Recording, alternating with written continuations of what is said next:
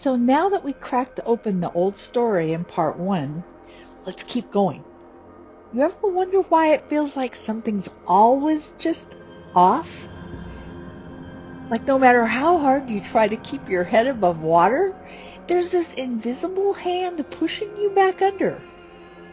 Yeah, that hand has a name, or rather, many names. The world most of us grew up in was a stage. The actors wore fancy suits, uniforms, clergy collars, and white coats. They smiled through teeth that lied for a living. And behind the curtain, well, that's where the real show was run. Banks, governments, media, big pharma, big tech, school boards, even pulpits. All tied together like a tangled puppet show. And most of us, we were the marionettes. Strings we couldn't see, pulling us into fear, debt, division, distraction, silence. But here's the truth they never wanted us to know. The strings only work when we would forget who we are. And that forgetting, it wasn't an accident. It was designed, engineered, programmed. But now we're waking up. We're seeing the hands behind the curtain, the hidden scripts, the way the same solution shows up every time there's a crisis, the way you're called crazy the minute you ask a question that cuts a little too close. What if the world you've been living in isn't broken?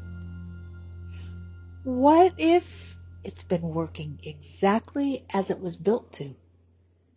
And more importantly, what happens when the strings snap?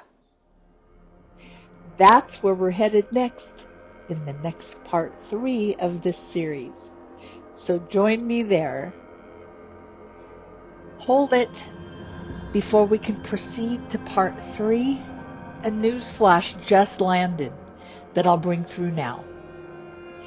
The Battle of Armageddon, as presented in distorted prophecy, was never about a war between God and Satan. It was a final tug of allegiance within the human heart. Will we remember our source, our true God? Or will we cling to fear-drenched illusions wrapped in holy words? Will we buy into yet another lie to further deceive us and lull us into deeper complacency? Or worse yet, result in complete blinded numbness? That's the perfect solution and guaranteed victory in this battle. Complete, oblivious, spiritual paralysis.